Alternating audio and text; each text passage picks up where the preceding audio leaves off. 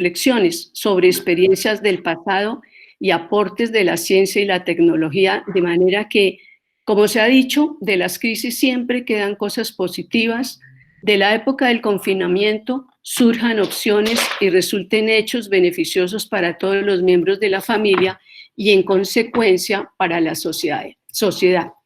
Tomaré como marco teórico de referencia la teoría de la familia como un sistema cuyas bases aparecen ya por los años 50 con personajes como John Bowlby, con su teoría del apego y publicaciones como El estudio y reducción de la atención grupal en la familia, y casi por la misma época John Bell, como el precursor de la terapia familiar sistémica, que utiliza un especial cuidado y le da una importancia grande a la comunicación como un instrumento de intervención.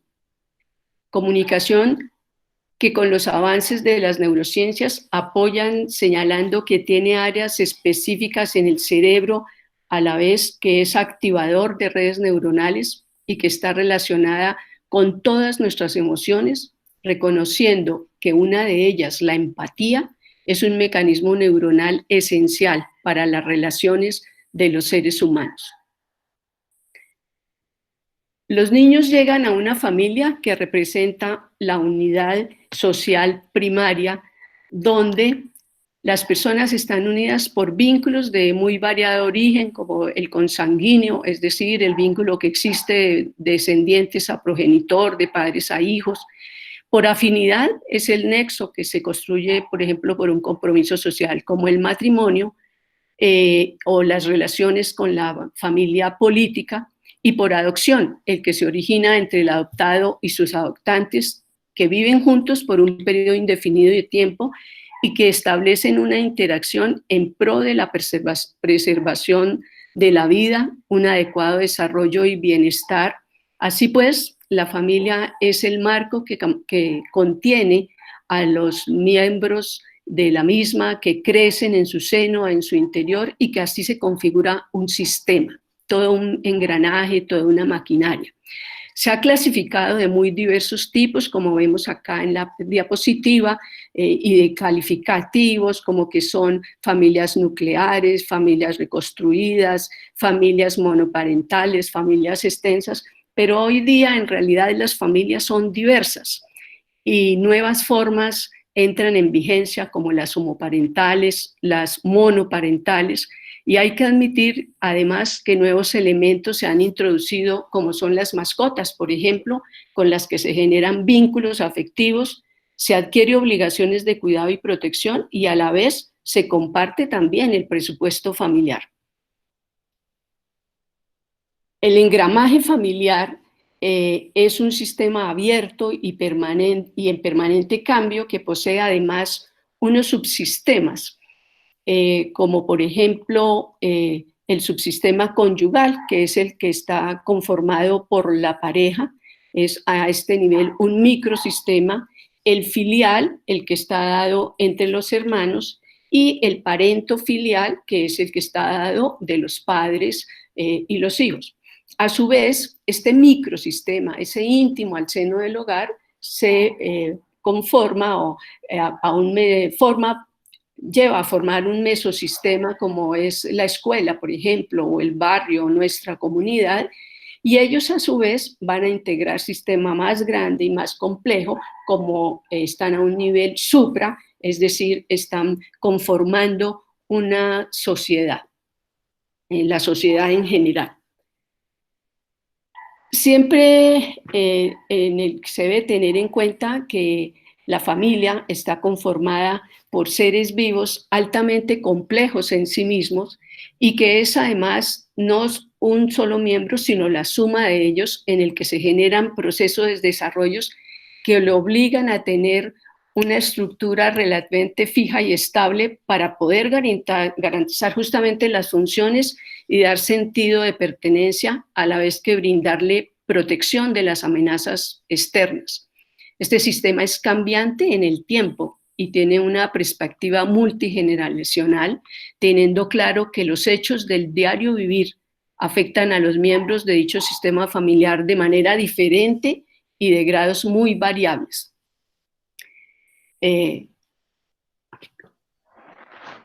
Así pues se ha propuesto que hay un ciclo vital que caracteriza a estas familias que permite observar una ruta a ese grupo familiar y además demarca las necesidades y retos a lo largo del tiempo capaces de afectar el estado de bienestar de sus miembros, y puede plantearse entonces por etapas. Una etapa de formación, es decir, se hace un noviazgo, se hace una pareja, se toma la decisión de compartir la vida, y esto exigirá un periodo de acompañamiento con negociaciones de acuerdo para una vida compartida y un proyecto en común.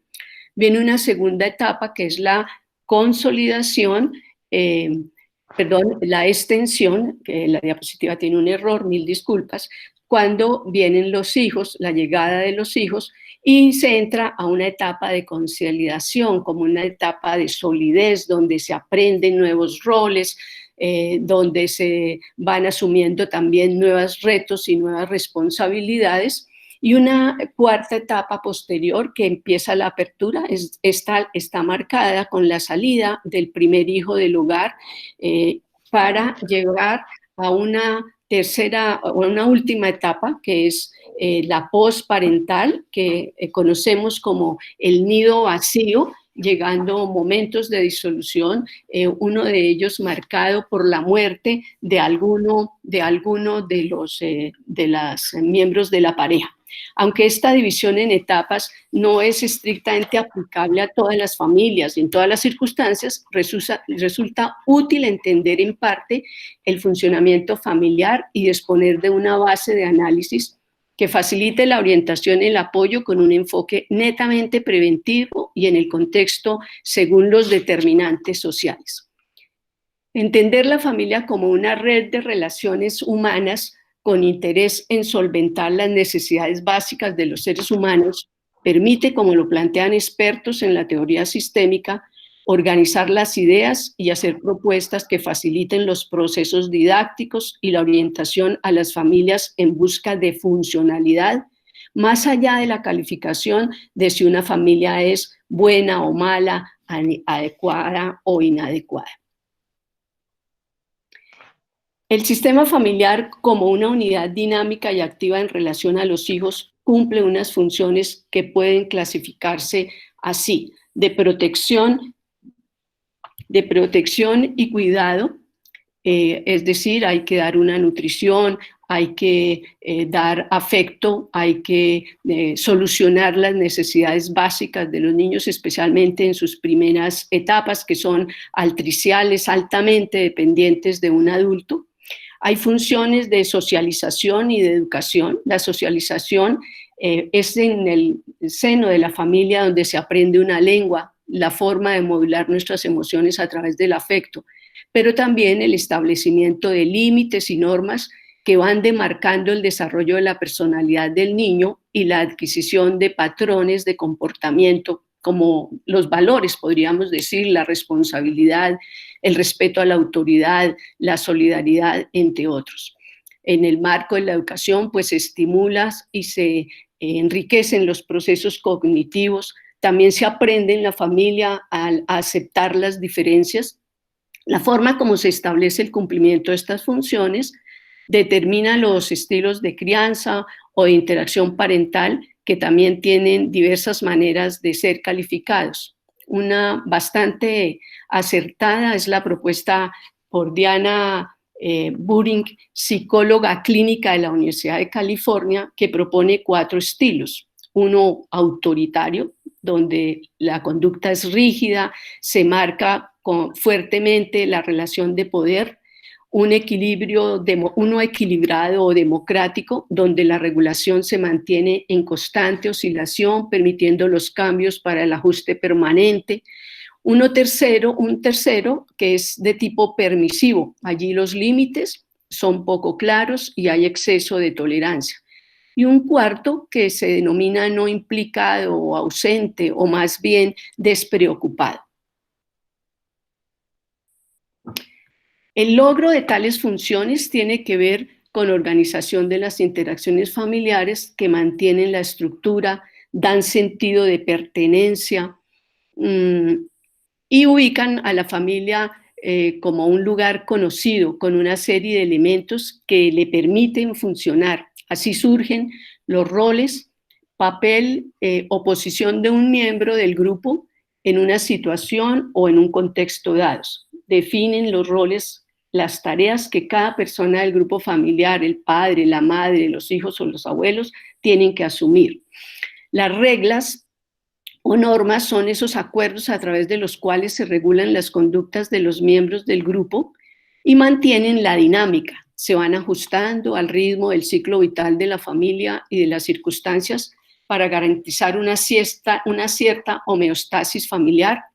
Muchas veces estas reglas son tácitas y sencillamente se asumen y se respetan. Ejemplo, los problemas de la familia se resuelven en la familia y no se cuentan al exterior. Proporciona a las reglas, digamos, esto sirve para que se haga fácil cumplimiento de las labores o de las tareas que se asumen. Los límites determinan quién participa y de qué manera lo hace en una situación determinada. Su función es la de proteger la diferenciación de los sistemas y de los subsistemas en el funcionamiento. Ejemplo, alguien tiene que limitar las salidas de la casa, o sea, debe imponer unos horarios para salir a la calle o para ir a la diversión. También hay alianzas. Algunos miembros de la familia se unen para ayudar a resolver algún problema y su función es la de proteger la diferenciación de esos subsistemas durante el funcionamiento. Por ejemplo, los hermanos se suelen aliar para conseguir un permiso o para cometer una pilatuna.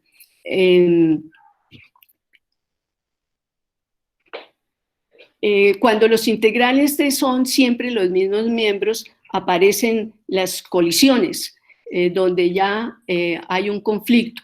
Este es el caso, por ejemplo, del divorcio, y entonces puede aparecer una situación que es de muy difícil manejo, donde hay una triangulación del hijo, es decir, el papá y la mamá, cada uno tira para su lado. Los mitos representan el conjunto de valores compartidos por la mayoría de sus miembros con respecto a los roles mutuos y de la naturaleza de su relación. Prescriben también atributos a cada uno de los miembros de la familia y se transmiten de generación en generación, dándole un carácter de identidad a la familia. Estos mitos son escuchados a lo largo de la infancia, de nuestra niñez, y hay cosas como: esta familia es perfecta, y ellos nos ayudan a situarnos como familia en el mundo, con implicaciones en todos los aspectos de la vida. Son soportados con ayuda de los rituales, como por ejemplo los cumpleaños. En mi familia, la obligación de ir siempre al cumpleaños de la abuela, y el cumpleaños se da bajo unos determinados acuerdos de celebración. Las creencias y narrativas familiares también existen y son importantes, lo cual permite a las familias darle sentido a las distintas pautas del funcionamiento familiar. Son un conjunto perdurable de interpretaciones y premisas acerca de aquello que se considera cierto. Todo este conjunto de roles, reglas, acuerdos, mitos, creencias, deben alinearse tratándose de la crianza de los hijos y en coherencia con un acuerdo universal.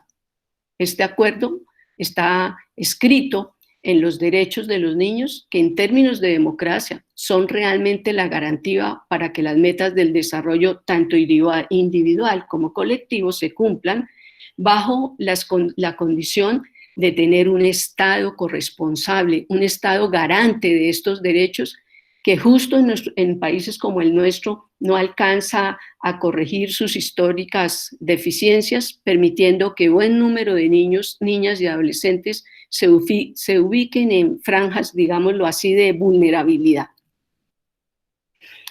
La puericultura y su intermediación en el ámbito familiar como escenario de crianza enfoca todas las dimensiones del niño como un sujeto de derechos, como lo hemos dicho, de forma integral, y bajo la premisa de que tales dimensiones cambian y sufren modificaciones a través del tiempo y de acuerdo con las circunstancias, siempre con un carácter estrictamente individual.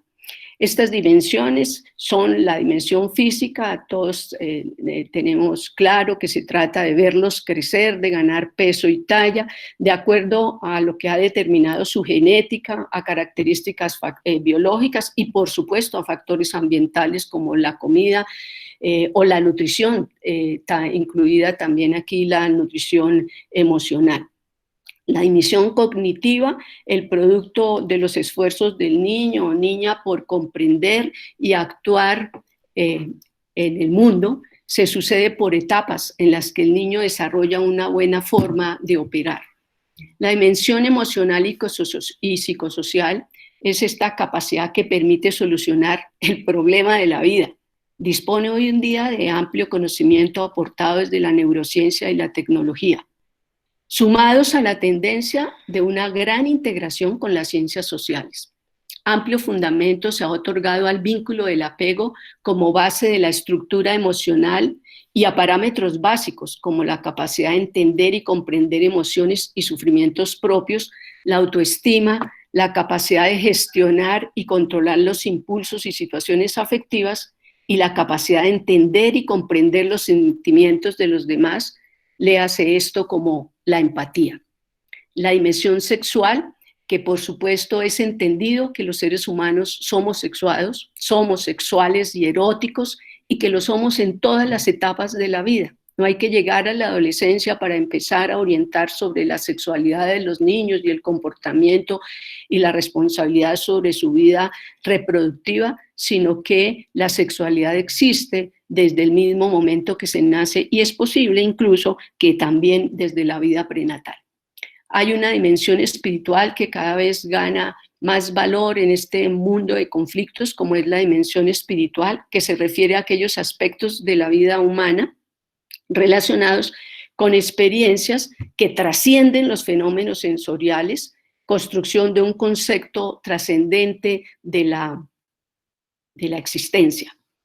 Los principios básicos del desarrollo infantil pueden ayudarnos a mejorar las prácticas del cuidado de los niños y darnos la oportunidad de resolver algunos de los problemas más desafiantes de la sociedad y muy particularmente en este momento histórico de la humanidad, si comprendemos cómo las experiencias que los niños tienen, incluso desde la época prenatal, junto al reconocimiento de capacidades básicas de los adultos y de sus propias conquistas, afectan los resultados del éxito en sus vidas. El Centro de Desarrollo Infantil de la Universidad de Harvard, hablando sobre principios básicos para el desarrollo de política pública en pro de la infancia, identifica 3 principios que yo tomo para llevarlos al ámbito familiar y que resultan altamente pertinentes. El primero, apoyar las relaciones receptivas para niños y adultos. El segundo, fortalecer las habilidades básicas para la vida. Y el tercero, reducir las fuentes de estrés en la vida de los niños y las familias.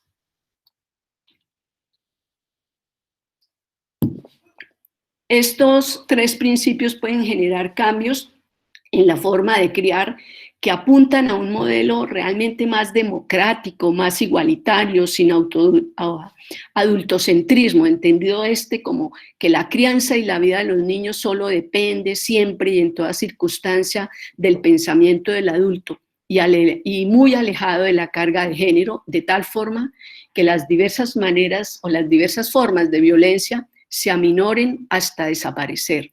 Utopía que puede resultar si nos atrevemos a mirar el mundo de una manera diferente. Yo veo en esta terrible pandemia una puerta hacia la concientización del cambio y el desarrollo de hechos reales desde cada uno de nosotros como individuos y como familias. Es claro que las barreras existen, pero justo la clave está en descubrir cómo romperlas a sabiendas que la ciencia ha demostrado que las experiencias tempranas de la vida impactan el cerebro del niño y que la expresión de los genes está en íntima relación con el ambiente y todos sus determinantes, como ya lo hemos mencionado, la nutrición, los estímulos emocionales, pero también los políticos y los económicos. También se conocen los mecanismos biológicos que tienen que ver con la actividad del estrés a través de una clara relación causa-efecto entre las amenazas causadas, por ejemplo, por los malos tratos o el abuso, la negligencia, la misma pobreza, entre otros muchos, y los innumerables trastornos, entre ellos los trastornos del comportamiento de niños y adolescentes.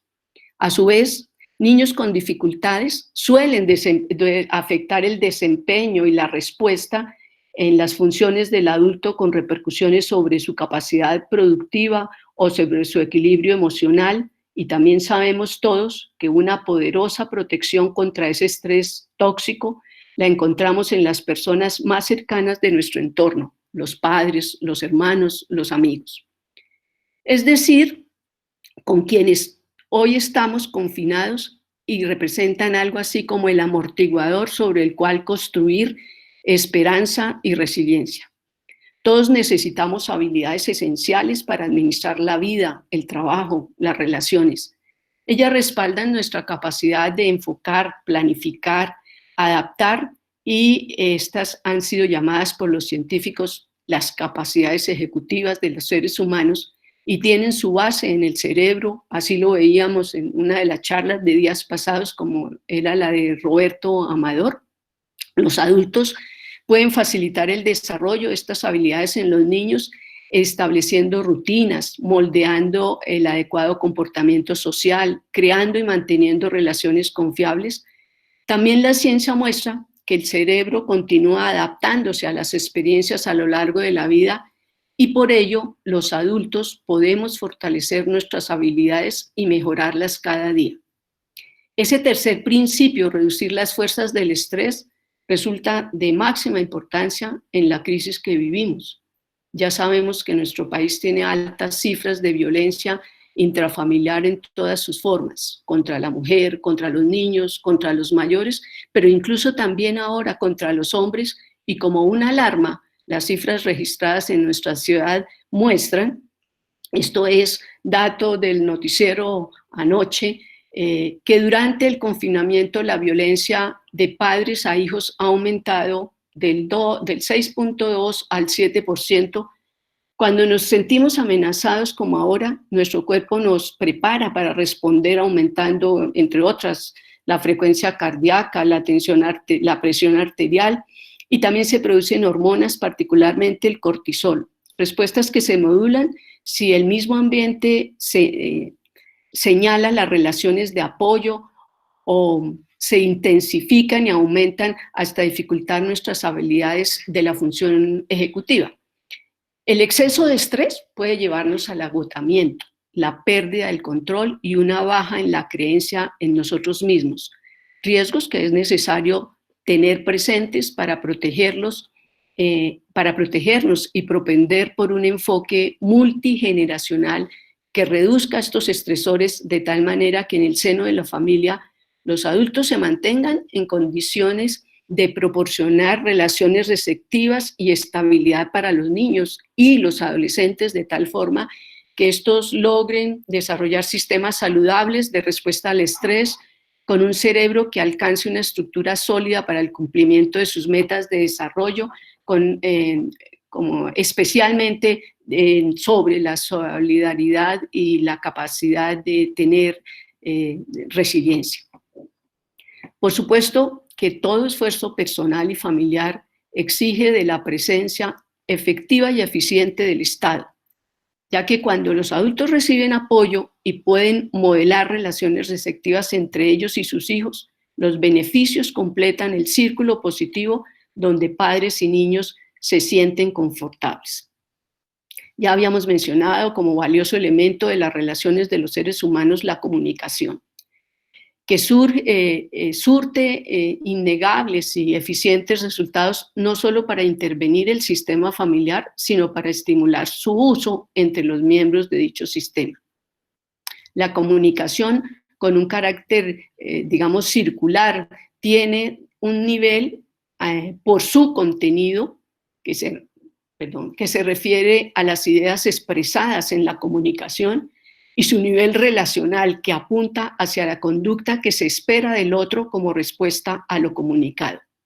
Allí interviene una función interpretativa que permite descifrar el contenido o nivel de información a través de indicadores verbales y no verbales, dentro de los que se encuentran los gestos, las expresiones faciales, el tono de la voz, el énfasis en las palabras, las inflexiones, el manejo de la distancia física y el tiempo. Así que el mantener 2 metros de distancia no necesariamente rompe nuestra posibilidad de comunicarnos. La organización y la acentuación de las palabras específicas, entre otros indicadores, califican el lenguaje especificando la interpretación que debe hacerse acerca del mismo. Así, la comunicación en el contexto familiar señala de alguna manera el logro de las funciones asignadas a sus miembros, dando idea de cómo cada quien se percibe, tiene una identidad, se siente y pertenece y socializa. La comunicación se convierte entonces en un elemento facilitador del funcionamiento familiar en la medida que se facilita la adaptación de los roles, la negociación de las reglas, la reconstrucción de las historias, todo lo cual lleva a escenarios de madurez y de gratificación. Con las ideas esbozadas hasta aquí, en general, sobre la familia, y a manera de propuesta para estos tiempos de confinamiento, podemos echar mano de estrategias utilizadas al nivel empresarial. La familia es en realidad la más grande e importante empresa a la que nos podemos comprometer. Los círculos de calidad como práctica en la que los subsistemas familiares, conyugal, parentofilial y filial se reúnan voluntariamente para detectar, analizar y escuchar soluciones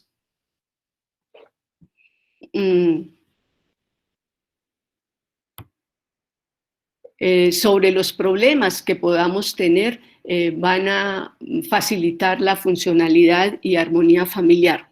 Es un buen paso ya que estimula la participación de los integrantes y dinamiza realmente los roles con redistribución no solo de actividades, sino de responsabilidades y poderes. Esto realmente todos lo conocemos cuando hemos jugado alguna vez en la vida esto del juego de los roles o la imitación de papeles que en la rutina no hemos tenido, resultan además actividades altamente divertidas. Con las ideas, bueno, entonces, ¿por qué un círculo de calidad? ¿Qué ofrece?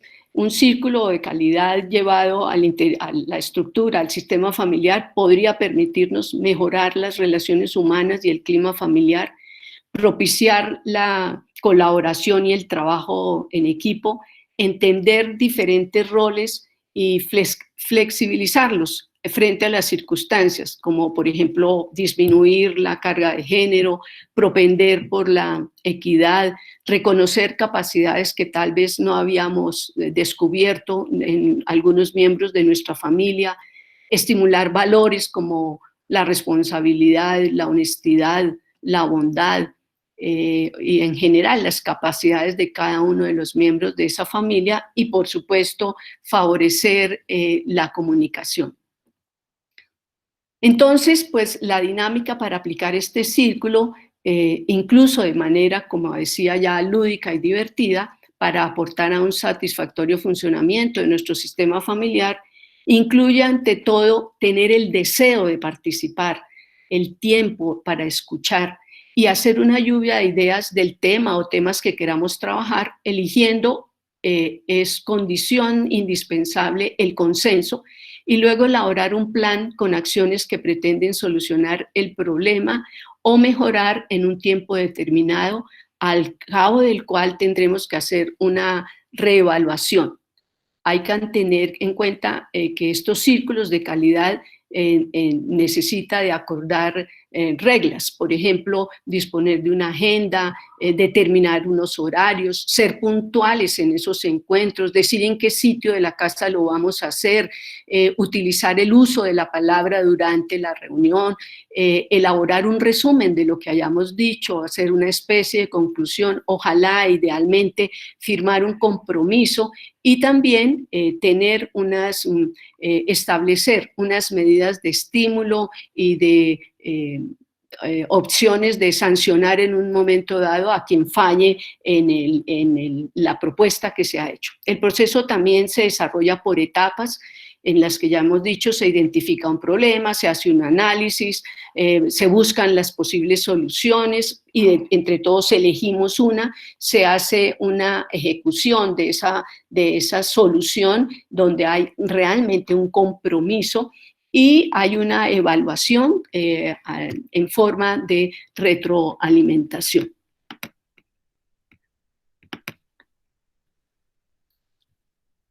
También hay que recordar que los miembros de la familia en este ejercicio asumen roles que pueden ser cambiantes y por supuesto flexibles, que van desde ser participante hasta el líder en un momento dado. Entonces quizá en este juego un día uno de los niños, hijos, puede resultar siendo el papá o una de las hijas puede ser la mamá. Y también es recomendable que pensáramos en conseguir un asesor externo, el cual puede recurrirse por ahora también a través de medios como el que en este momento nos estamos comunicando, y ese asesor puede ser un profesor, un pariente, la abuela, el tío sabelotodo o incluso el doctor o el pediatra. Los círculos de calidad deben de disponer de indicadores para evaluar si nuestros esfuerzos han valido la pena y estos también se clasifican como por niveles. Entonces podremos tener un indicador en qué número de problemas identificamos, cuánto tiempo permanecieron los miembros de la familia activos en el proceso propuesto y, lo más importante, qué grado de modificación de la conducta de los diferentes miembros de la familia logramos y ojalá ver una disminución en esos eventos considerados como conflictos o altercados o las peleas familiares. Hay sobresaturación de mensajes por estos días y recomendaciones de todo tipo con la idea de que el confinamiento en casa ha liberado una gran cantidad de tiempo libre. Yo creo que esto puede resultar un poco equívoco, al punto que no nos quede tiempo de leer, de escuchar y realmente de ejecutar. Hay tareas familiares para hacer entre todos una vez nuestros otros compromisos se hayan realizado. Hemos preparado los alimentos, hemos aseado la casa, cumplido con las labores escolares o con el trabajo de los padres, entre otras. A manera de ejemplo, como está en la diapositiva, podríamos proponer que nosotros contemos historias antes de dormir, que pintemos o describamos nuestros sueños para ser compartidos, sueños que hemos tenido la noche anterior o sueños de esos que hemos armado con esperanza para el futuro. A manera de recomendación, quiero dejar unas palabras clave. Saber escuchar ayuda a mejorar la confianza, asegura el respeto y facilita los lazos de empatía. Siempre es indispensable dar atención a nuestro interlocutor, lo cual realmente permite el establecimiento de un diálogo. El silencio oportuno también nos comunica. Tomar tiempo de responder siempre, siempre es necesario. Para tener presente, todos tenemos dificultades, unos más que otros, pero disponemos de muchas herramientas para solucionarlas. Si cada uno de nosotros se explora y saca lo mejor de sí, mucho hay para ayudar y salir adelante. Esta situación nos recuerda que todos somos iguales, estamos conectados, nuestra salud es lo más precioso y nos ha llevado a preguntar cuán importante es en nuestra vida la familia y cuánto la hemos descuidado. Esto lo encontramos en la red, en una escrito en una conferencia de Bill Gates, para tener presente. Cada niño o niña es único, cada familia es particular. Los escenarios de crianza cambian según el tiempo y el lugar. Así que no hay una forma correcta de criar, pero puede ser la experiencia más gratificante y amorosa de los seres humanos. Obviamente, el mensaje que nos ha convocado a todos y a diario, tenemos un problema puntual y está en nuestras manos solucionarlo. Muchas gracias por la paciencia de escuchar. Profesora Nubia, muchas gracias por tan excelente conferencia. Invitamos a los asistentes, si tienen alguna pregunta para la doctora Farías, que por favor nos la escriban en el chat para que ella pueda responderla. Mientras los asistentes se animan, doctora Farías, quisiera yo hacerle una pregunta. En este momento del confinamiento, si bien es cierto, estamos todos reunidos, el reencuentro a veces es difícil porque con la condición del teletrabajo, cada uno se aísla a su espacio, los muchachos a su estudio, a sus clases virtuales, y lo que anotaba en su conferencia, realmente no está quedando tiempo para poder recuperar ese círculo de calidad. Estando en esas condiciones, ¿qué estrategia nos podrías recomendar para poder recuperar de verdad esa calidad en familia?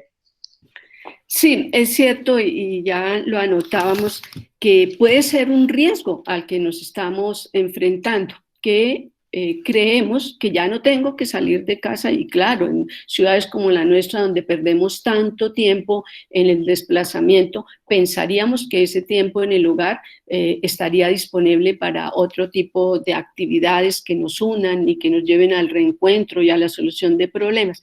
Sin embargo, lo del trabajo en casa y lo de las tareas escolares en casa están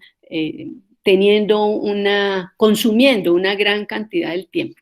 Tal vez la importante de algo que yo pudiera dar como recomendación es justamente que reflexionemos sobre, bueno, paremos aquí y miremos cómo está el inventario de ese tiempo y construyamos esas normas de las que yo hablaba, esas reglas de las que yo hablaba y esos límites de decir, bueno, papá no va a trabajar más de sus 8 horas laborales, o mamá no va a hacer oficio más de sus 2 horas diarias, o la hermana mayor no va a ayudar a llevar a la mascota al parque por tanto tiempo o al jardín de la casa. Entonces, si limitamos la tarea que cada uno está asumiendo, es posible que sí surja el tiempo, y sacarle, como dicen las recomendaciones de las estrategias gerenciales, el sacarle el momento. O sea, si nos ponemos un horario, y así como hay que sentarnos a la mesa a compartir, también hay un horario para conversar.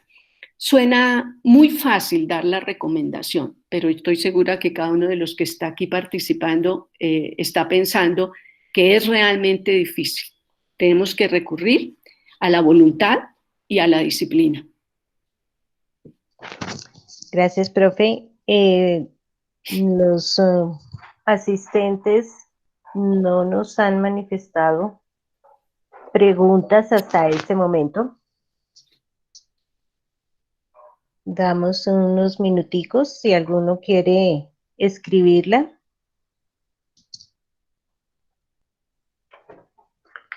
Profe, la otra situación con los adolescentes, por ejemplo, pues todos sabemos que en este proceso hay muchas emociones que están aflorando y que se tornan inmanejables, y entre esas está la irritabilidad de todos los miembros. A algunos de una forma u otra nos está afectando ese confinamiento, y viene mucha tensión en el hogar, vienen conflictos frecuentes, y usted lo mostraba en la presentación del incremento de la violencia intrafamiliar en estos tiempos.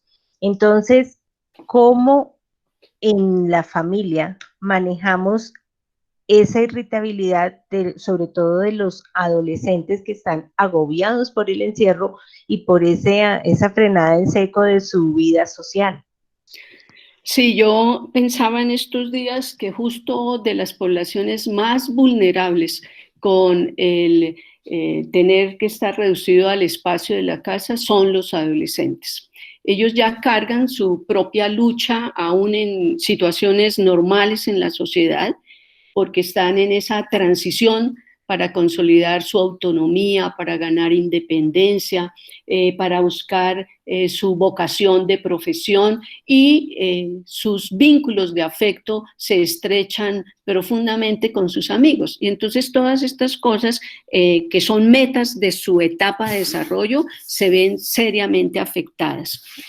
Quizá con los adolescentes la recomendación más importante es que los padres reconozcan y reflexionen sobre lo que el cambio significa en esa edad y los liberen un tanto. Deberíamos disminuir como las indicaciones y las normas para ellos, sino convocarlos precisamente a cómo quieres que lo hagamos, cómo te parece que distribuyamos tareas, en qué te puedo apoyar para ayudarle en eso que él está construyendo y definiendo de manera tan importante en ese momento de la vida que es la autonomía.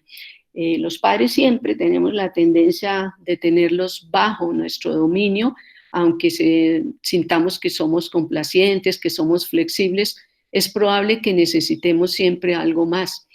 Creo que hay un grupo de adolescentes profundamente afectados en relación a los aspectos de la vida sexual.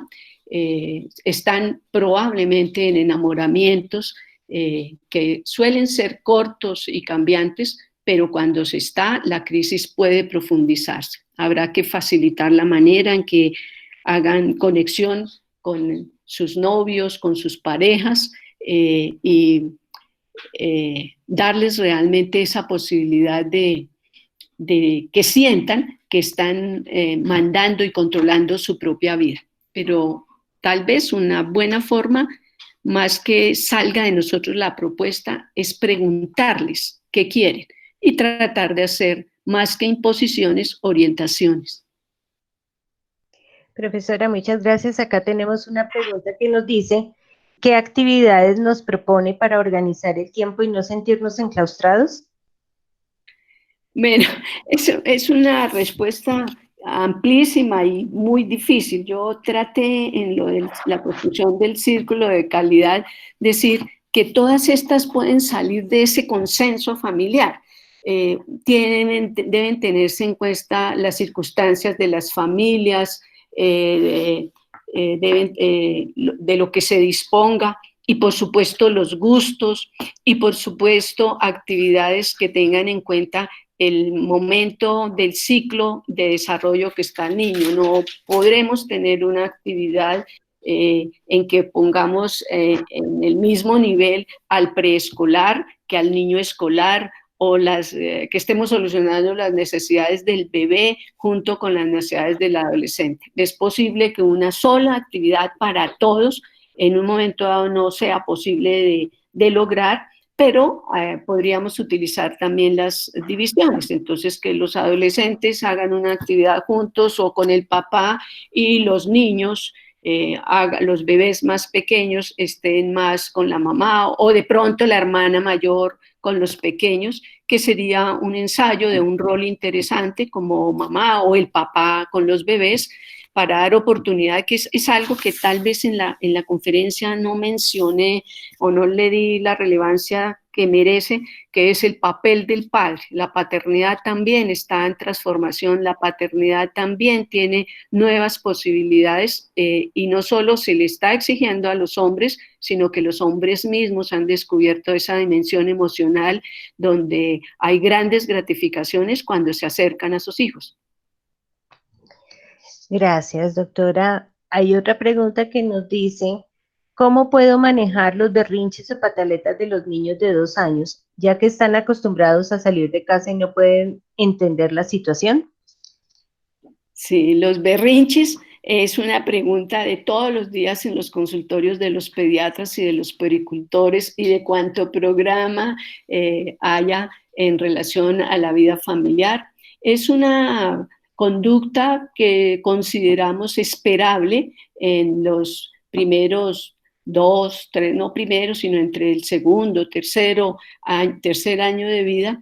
Y bueno, hay que revestirse de paciencia en el momento en que el niño está con la expresión, no tratar de castigarlo, aumentar el límite, hacer el regaño. Hay una teoría que ya es vieja y que ha venido y se ha ido y ha regresado del tiempo fuera, que no se trata de que uno saque al niño a la mitad de la calle y lo deje desamparado, sino que el niño sienta que con esa manera de comunicarse que él está empleando, como el llanto o el grito o la tirada al piso, no tiene una respuesta. Yo hablaba de la comunicación, ¿no? Como el acto de que el que está al frente está expuesto a que yo genere una respuesta y el niño está pretendiendo que ese adulto se subyugue a su poder, se interese más en él. Así que cortarle el poder de condicionarme es en ocasiones una buena posibilidad, pero ese es un tema difícil. Gracias, doctora. Por el momento no tenemos más preguntas. Entonces, ya a manera de conclusión, pues básicamente nos quedaría claro que nuestro hogar se vuelve un centro de conciliación, donde vamos a asumir los diferentes roles y lo otro que para lograr ese círculo de calidad es como también darle el espacio al otro y sus emociones, el respeto por las emociones del otro para poder lograr mejorar la comunicación. Es lo que logro yo como dejar a manera de conclusión, doctora. No sé qué me complementas. Sí, profesora, por supuesto tiene razón y yo me alegro muchísimo de que esos sean sus comentarios a manera de conclusión porque siento que el objetivo que me propuse se ha logrado. Estos no son temas fáciles, nadie tiene la razón ni la verdad absoluta, pero sí son temas que nos deben llevar a la reflexión. Uno en todos estos días de la pandemia lo ha escuchado en los noticieros, en los medios, en las redes. ¿Qué hacemos? Esta crisis nos está afectando de verdad y el descubrimiento final es que lo que más tenemos cerca como apoyo es nuestra familia.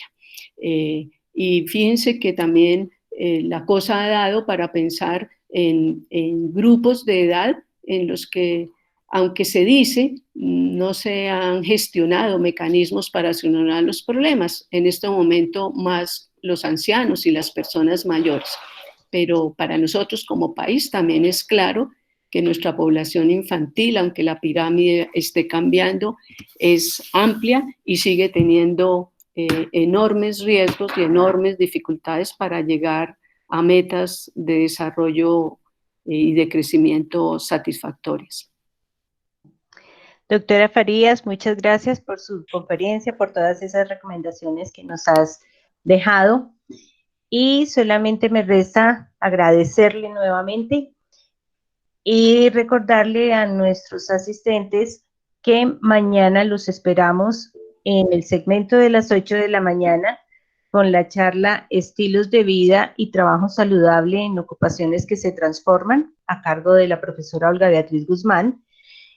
A las 11 de la mañana estaremos con el tema de alimentación para la actividad física en el aislamiento con la profesora Ligia Guerrero. Y a las 5 de la tarde estaremos con el tema gestación por elección, no por accidente, con la doctora Ángela Camacho. Para Sí. todos. Sí, yo Señora. también quiero agradecer a quienes estuvieron hoy y participando en la charla. De alguna manera destacar que la universidad en su eje misional de extensión tiene cosas para decir y ayudar y hoy a nuestra propia comunidad, si uno pudiera hacer una estadística de cuántos de nosotros los profesores tenemos serios conflictos a nivel familiar, tal vez nos tendríamos que sorprender. Y y también deberíamos tener presente que sí hay cosas por hacer, que a veces el afán acaba con la calidad de vida que deberíamos tener y que nos debería preocupar por darle a nuestros hijos. Muchísimas gracias a todas, a todos, una feliz tarde. Profesora, muchas gracias, que tenga buena noche, y para todos los asistentes, nos vemos entonces en Salud Unal Contigo, mañana a las 8 de la mañana. Gracias. Muchas gracias.